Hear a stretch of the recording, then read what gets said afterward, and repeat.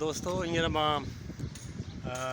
अली बख्श मरी ॻोठ में बीठो आहियां। दोस्त फ़ोन कई तो मूंखे निम जा वण लॻाइणा आहिनि ओताक में। ये ओताक है, ये ॻोठ आहे अली बख्श मरी।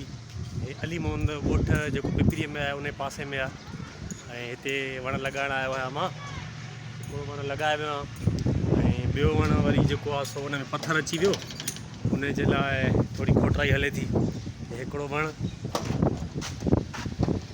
निम जो जेको तक़रीबन 1.5 फुट खनि आहे, 1.5 फुट खनि आहे। हिन जी जेकी उमिरि आहे 1.5 फुट जी आहे। सो हे हयो आहे असां।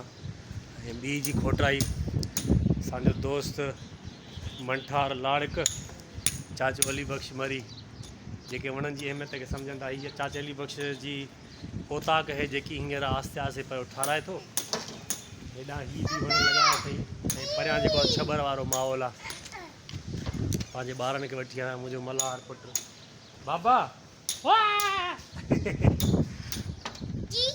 जी जी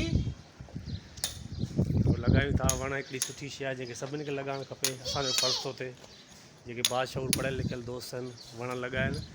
हिन मां ऑक्सीजन मिलंदी आहे ऐं जेकी हवा हूंदी आहे मेरी हवा हूंदी आहे या उन में हूंदी आहे बदबूदार हवा हूंदी आहे या उन में को अहिड़ो माहौल ख़राबु थींदो आहे जीअं हवा में, पर उहा जॾहिं वण में टच थी करे निकिरंदी आहे त उहा सफ़ा फ्रेश थी निकिरंदी आहे। तो असां लॻा पिया आहियूं वणनि जी लॻाइण जी जुस्तजू में।